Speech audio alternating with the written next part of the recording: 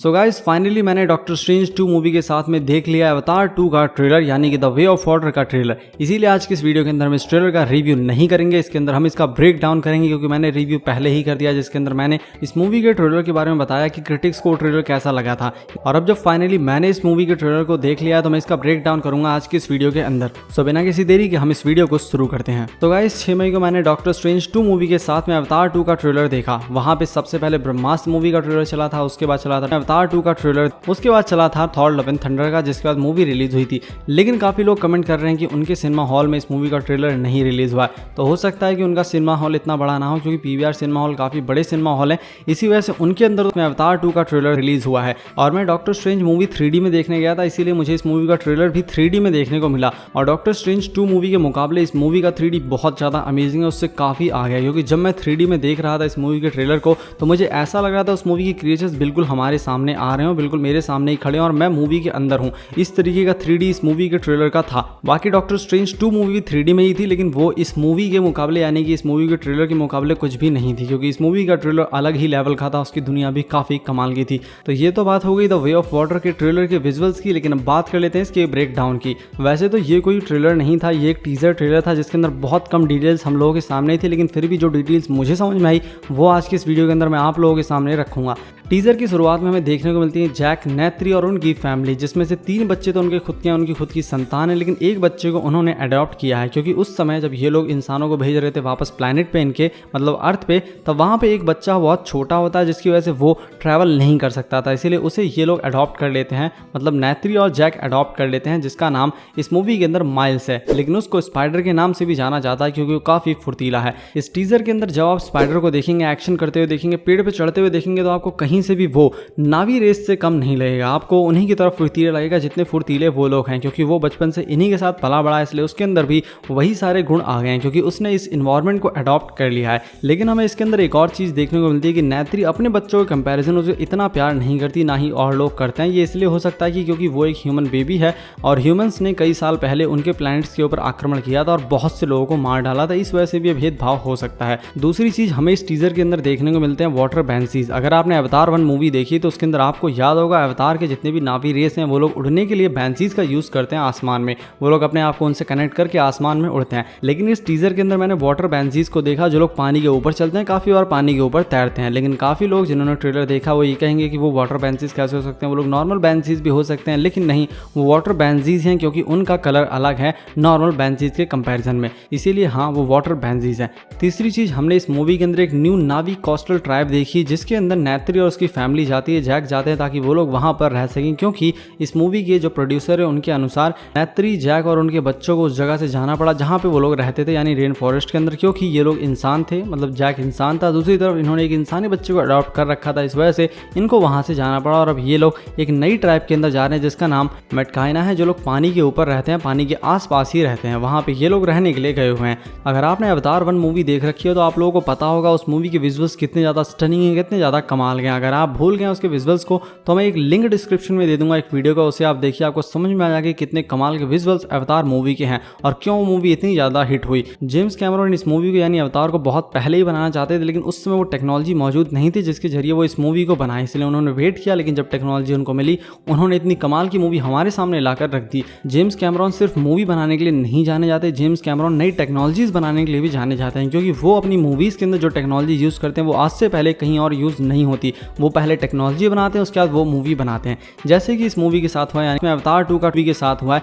इसके अंदर एक नई अंडर वाटर टेक्नोलॉजी का यूज़ किया गया है। नॉर्मल कैमरे यानी कि कोई भी कैमरा हो उसको अगर अंडर वाटर के अंदर यूज़ किया जाए, उससे शूटिंग की जाए तो उससे शूटिंग नहीं हो पाएगी क्योंकि लाइट इधर उधर रिफ्लेक्ट होती है और पानी के अंदर शूट करना काफ़ी ज़्यादा मुश्किल होता है। लेकिन जेम्स कैमरन ने इस मूवी के लिए ऐसी टेक्नोलॉजी डेवलप की है जिसके जरिए वो अंडर वाटर शूटिंग कर सकते हैं। वो चीज़ हमें मूवी के अंदर भी देखने मिली, जो कि एक रिमार्केबल ब्यूटीफुल अचीवमेंट है और मुझे बहुत ज़्यादा वो चीज़ पसंद आई ट्रेलर के अंदर, क्योंकि ट्रेलर बहुत ज़्यादा स्टनिंग है। आप सभी को याद होगा कैसे जैक ने नेत्री के साथ मिलकर, नावी रेस के साथ मिलकर इंसानों को भगा दिया था पेंडोरा प्लैनेट से, और आप लोगों को भी यही लग रहा होगा मेरी तरह के इंसान पेंडोरा प्लैनेट से चले गए। लेकिन इस टीजर के अंदर ऐसा कुछ भी नहीं देखने को मिल रहा। इंसान अभी भी उस प्लैनेट के ऊपर है, पेंडोरा के ऊपर है, जो वहाँ पे खुदाई कर रहे हैं, उस बेशकीमती तत्व को बाहर निकाल रहे हैं, क्योंकि इंसान का लालच उनसे कुछ भी करवा सकता है। इसीलिए इतना खतरा होते हुए भी, इतनी लड़ाई दंगे के बाद भी वो लोग वहाँ पर माइनिंग कर रहे हैं। तो इसके अंदर हमें इंसानों का इन्वॉल्वमेंट दिख सकता है इस मूवी के अंदर, क्योंकि वो लोग और ज़्यादा माइनिंग करना चाहेंगे, जिसके लिए उन्हें पूरे प्लेनेट के ऊपर कब्जा करना होगा। तो इससे तो क्लियर हो ही रहा है कि इस मूवी के अंदर फिर से एक बार नावी रेस इंसानों से लड़ेगी। लेकिन इसके अंदर एक ट्विस्ट है, यहाँ पे नावी रेस केवल इंसानों से नहीं लड़ेगी, वो लोग किसी और से भी लड़ेंगे। वो किससे, उसके बारे में हम आगे बात करेंगे।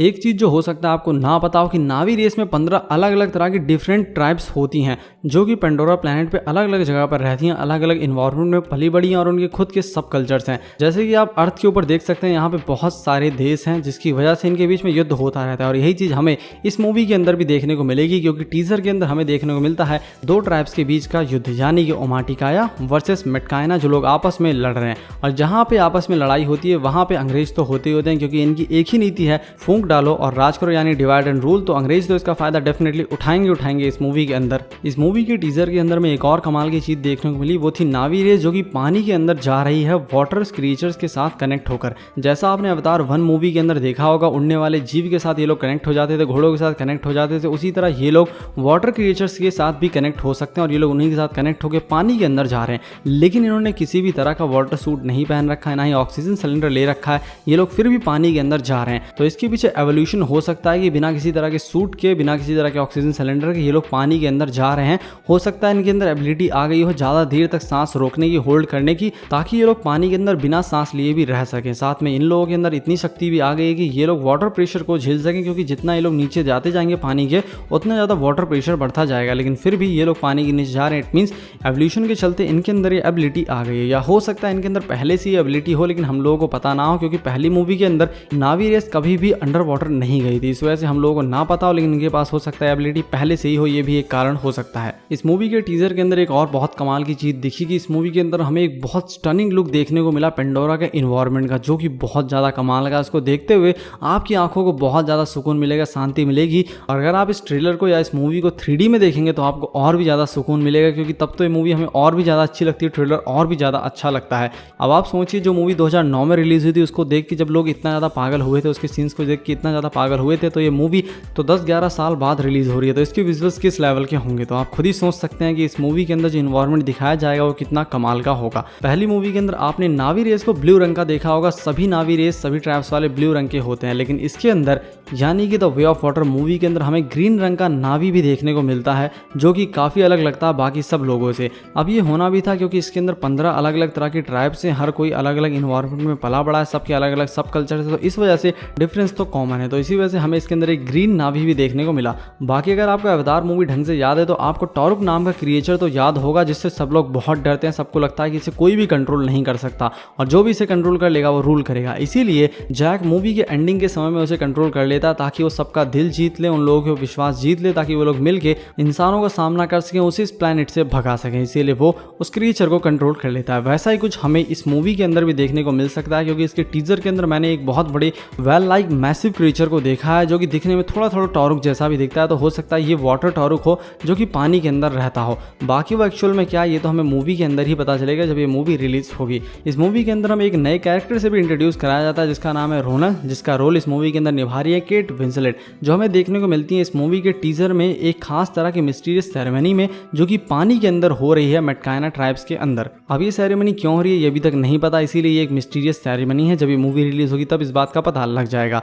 पहली मूवी के अंदर आपने जैक को, नेत्री को देखा होगा कि वो लोग अपने प्लैनेट के लिए लड़ रहे हैं ताकि वो लोग पेंडोरा को बचा सके इंसानों से। पर इस मूवी के अंदर हमें वो लोग प्लैनेट के लिए लड़ते हुए नहीं देखेंगे, यहाँ तक कि वो लोग अपनी ट्राइब्स के लिए भी लड़ते हुए नहीं दिखेंगे। इस मूवी के अंदर हमें वो लोग अपनी फैमिली के लिए लड़ते हुए दिखेंगे, जो कि एक काफी बड़ा चेंज है, क्योंकि पहले तो ये लोग अपने प्लैनेट के लिए लड़ रहे थे, लेकिन अब ये लोग सिर्फ अपनी फैमिली के लिए लड़ेंगे। साथ ही साथ अगर आपने अवतार 1 मूवी देखी है तो आपको उसका एंडिंग तो याद होगी, जब आसमान में लड़ाई होती है नावी रेस की और इंसानों की, जो लोग आपस में बहुत भयानक युद्ध करते हैं। लेकिन इस मूवी के अंदर हमें ओशन वॉर भी दिखने वाली, यानी समुद्र का महायुद्ध भी देखने को मिलने वाला है, जिसके अंदर बहुत सारे समुद्री क्रिएचर्स भी होंगे और हो सकता है जो अलग अलग ट्राइब्स के लोग हैं वो लोग अपने अपने तरह के क्रिएचर्स को लेकर आए, इंसान भी इस युद्ध के अंदर शामिल हो। तो ये एक बहुत कमाल की एक्शन मूवी होने वाली है, जिसके अंदर बहुत सारा एक्शन देखने को मिलेगा और उन सभी एक्शंस को 3D में देखना तो एक अलग ही एक्सपीरियंस होगा हम लोगों के लिए, क्योंकि इस मूवी की असली जान तो इस मूवी का 3D है, इस मूवी के विजुअल्स हैं। इसीलिए इस मूवी को आप 3D में जरूर देखें जब ये मूवी रिलीज होगी। ये मूवी 16 दिसंबर को रिलीज होगी और लास्ट में ये छोटा सा टीजर एक टैगलाइन के साथ में खत्म होता है, जहां पे हमें अवतार 2 की टैगलाइन देखने को मिलती है, जिसमें जैक कहता है the family is our fortress,